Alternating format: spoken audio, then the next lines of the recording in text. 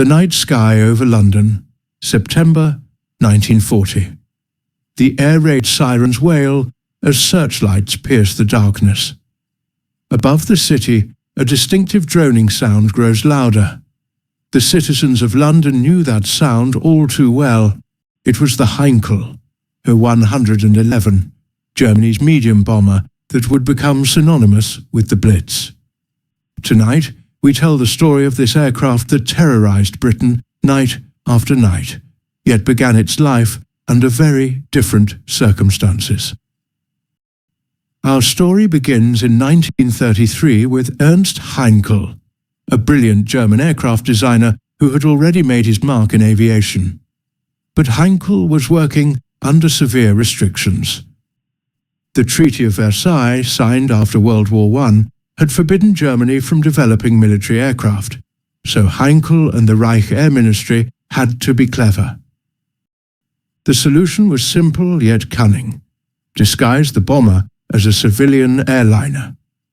In 1935, the first prototype, designated He 111 V1, took to the skies painted in Lufthansa colours. To the world, it appeared to be a fast, modern passenger transport. The German propaganda machine promoted it as proof of Germany's technological prowess in civilian aviation. But behind closed doors, the Reichsluftfahrtministerium knew exactly what they had commissioned.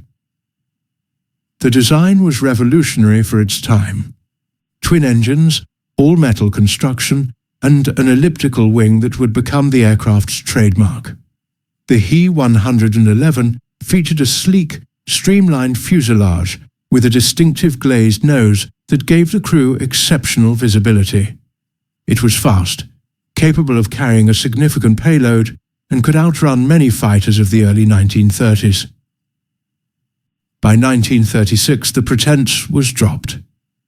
Adolf Hitler had openly defied the Treaty of Versailles, and the Luftwaffe was officially reborn. The He 111 underwent rapid development. The B variant entered service with improved engines and military equipment. Gone were the passenger seats. In their place were bomb racks, defensive machine guns, and military radio equipment. The aircraft's baptism of fire came in Spain. When civil war erupted in 1936, Hitler sent the Condor Legion to support Franco's nationalist forces. The He 111 flew combat missions over Spain, bombing Republican positions and testing German tactics. The crews returned with valuable combat experience, and the aircraft's reputation grew. It proved effective against light opposition and outdated fighters. The lessons from Spain led to the P variant, introduced in 1939. This version featured the iconic, fully glazed nose that would become the He 111's most recognizable feature. The greenhouse-like nose housed the bombardier and forward gunner, offering unparalleled visibility, but making the crew highly vulnerable to frontal attacks.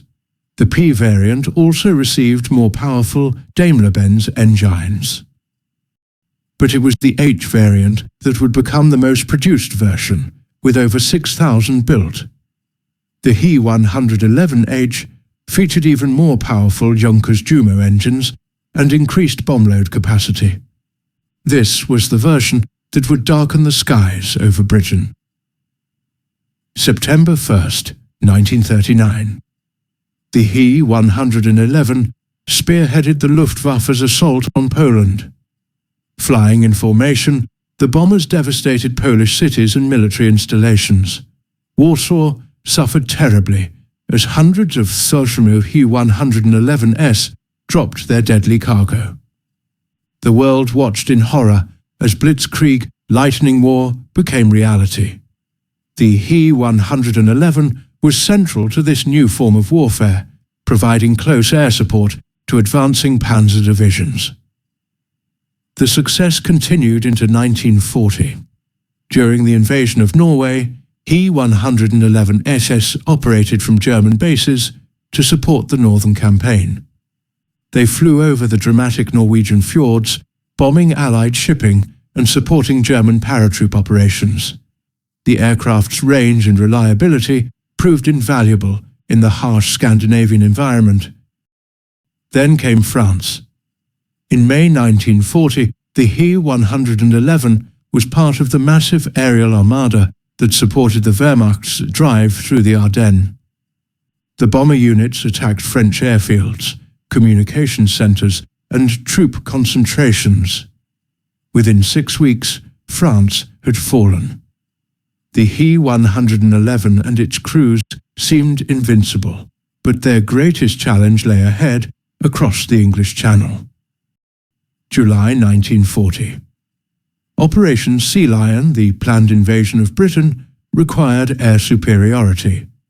The He 111 became the workhorse of the Luftwaffe's bombing campaign. Hundreds of these bombers, escorted by Messerschmitt fighters, crossed the Channel daily. Their targets, RAF airfields, radar stations, and aircraft factories. The Battle of Britain had begun. But the He 111 crews quickly discovered they were not facing Poland or France. The RAF's Hurricanes and Spitfires were modern, deadly opponents. The He 111's defensive armament, typically 6 machine guns, proved inadequate. The glazed nose, so useful for bombing accuracy, became a death trap as RAF fighters made head-on attacks. Cannon shells would shatter the greenhouse, killing or wounding the crew inside. The losses mounted.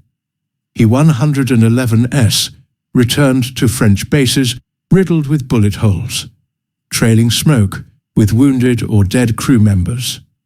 Some didn't return at all. Luftwaffe commanders realized the bomber was too slow and too vulnerable. Without adequate fighter escort, his 111 formations were slaughtered. On one day alone, August 15, 1940, the Luftwaffe lost 75 aircraft, many of them He 111S. The wreckage of shot down He 111S began appearing across the English countryside. British civilians and Home Guard units would find these aircraft in fields, some intact, others completely destroyed. The crews who survived were captured and became prisoners of war. Those who died were buried in British cemeteries. The myth of the invincible He 111 was shattered. Hermann Göring, commander of the Luftwaffe, made a fateful decision. Unable to destroy the RAF in daylight, he switched tactics. On September 7, 1940, the target changed from military installations to cities.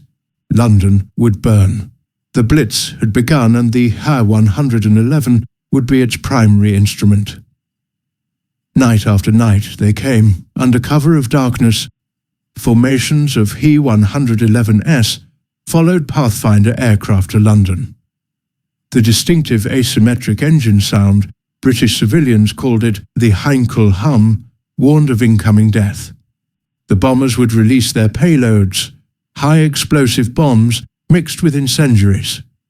The East End, the docks, the city, all felt the wrath of the He 111. December 29, 1940, the second great fire of London. Over 100 He 111S dropped thousands of incendiary bombs on the City of London. Fires raged across square miles. The iconic image of St. Paul's Cathedral, standing defiant amid the flames, became a symbol of British resistance. But the devastation was immense. The He 111 crews, flying at 15,000 feet, could see the glow of burning London from 100 miles away. The human cost was staggering. Over 40,000 British civilians died during the Blitz, with hundreds of thousands more injured or made homeless. Entire streets were obliterated. Families were wiped out in seconds. The He 111, once seen as a symbol of technological achievement, had become an instrument of terror. Yet the British did not break. Britain fought back. anti-aircraft batteries filled the night sky with exploding shells. Barrage balloons forced the He 111S to fly higher, reducing accuracy. Night fighters equipped with primitive radar began scoring kills. The He 111 crews faced increasing danger. Many aircraft were damaged by flak, limping back across the Channel. Others were shot down, crashing into the English Channel or falling in flames over the target. The crews themselves were mostly young men, many barely out of their teens. A typical He 111 crew consisted of 5: pilot, navigator, bombardier, radio operator, and 2 gunners. They faced hours of tension, flying in darkness surrounded by flak, knowing that RAF night fighters could appear at any moment. Many crews completed dozens of missions over Britain. Others were killed on their first. London wasn't the only target. On November 14, 1940, Coventry suffered one of the war's most devastating raids. Over 500 Hull 111S and other bombers attacked this industrial city. The medieval cathedral was destroyed, and much of the city centre was obliterated. The Germans even coined a new word, Coventrieren, to describe such total destruction. Over 500 civilians died in a single night. Other cities followed. Birmingham, Bristol, Liverpool, Manchester, Glasgow all felt the impact of He 111 raids. The Luftwaffe targeted ports, factories, and population centres. The strategy was to break British morale and cripple the war economy. Industrial cities with munitions factories and shipyards received particular attention. The He 111, capable of carrying up to 4,400 pounds of bombs, delivered destruction wherever it went.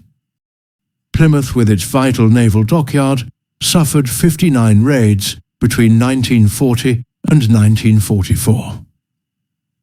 The city centre was virtually destroyed. Portsmouth, Southampton, and other coastal cities faced similar devastation. The He 111 crews were detailed maps and specific targets, but the inaccuracy of night bombing meant that residential areas were often hit instead of military objectives.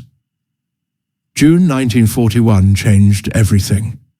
Operation Barbarossa, the invasion of the Soviet Union, required massive air support. He 111 units were withdrawn from the Western Front and sent east.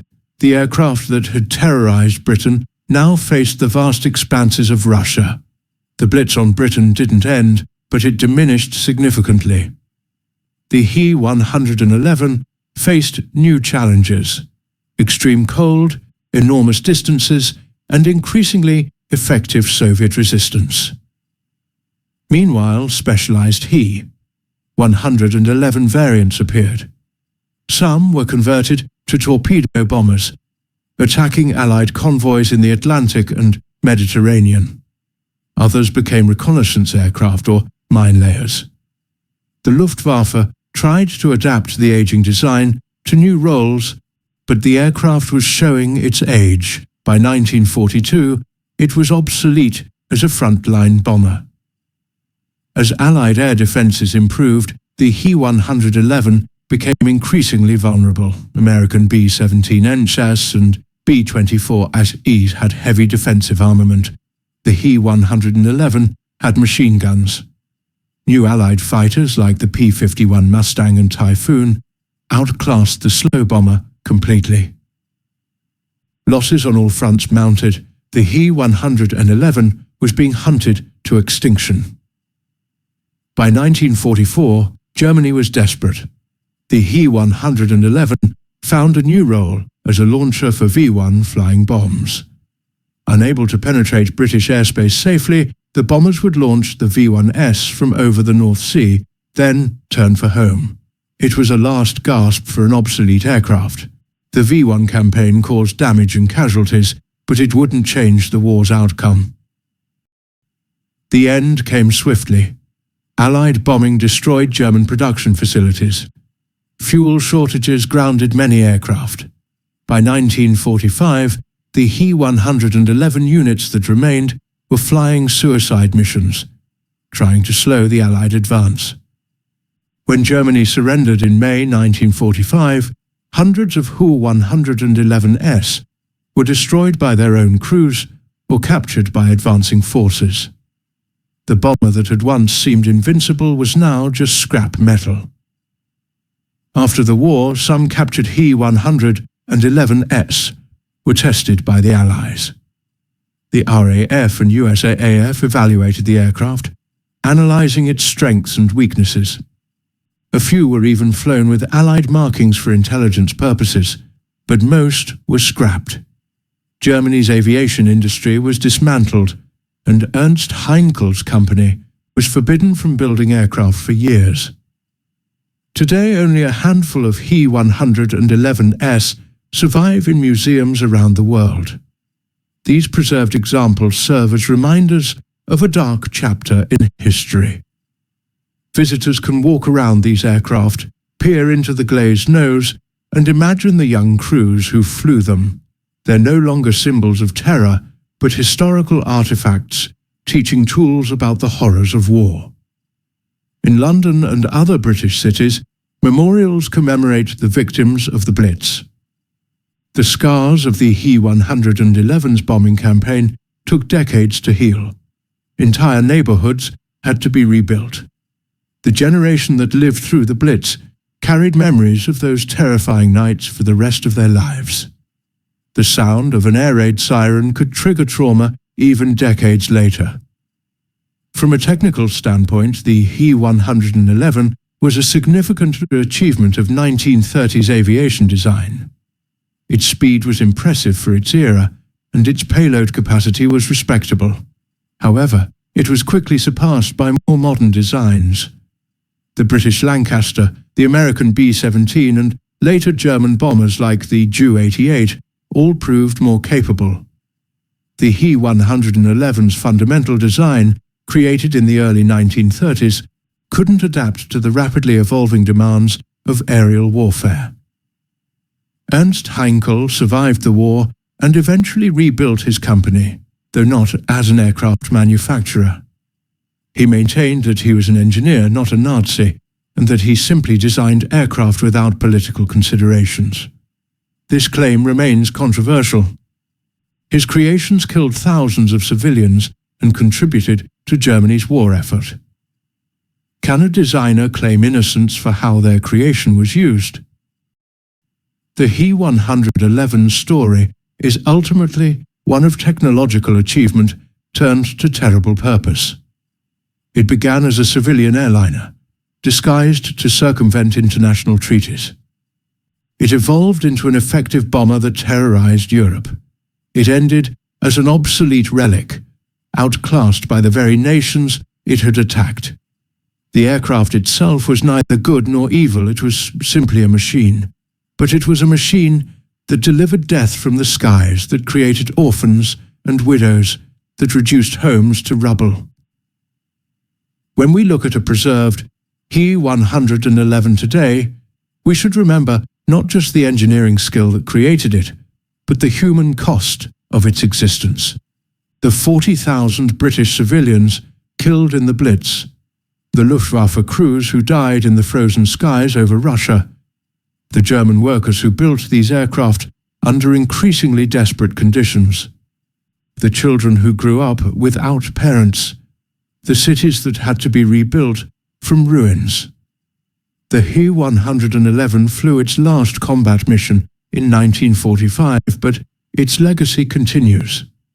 It reminds us that technology without morality is dangerous, that superior engineering can be put to evil purposes, that the wonder weapons of one era become the museum pieces of the next, and most importantly, that behind every statistic, every bombing raid, every tactical success or failure were real human beings whose lives were forever changed. The droning sound of the Heinkel. He 111 no longer fills the night sky over London. The searchlights are dark, the sirens silent. But we must not forget what happened in those dark days. We must remember the aircraft that bombed London night after night, not to glorify it, but to ensure that such terror never visits our cities again.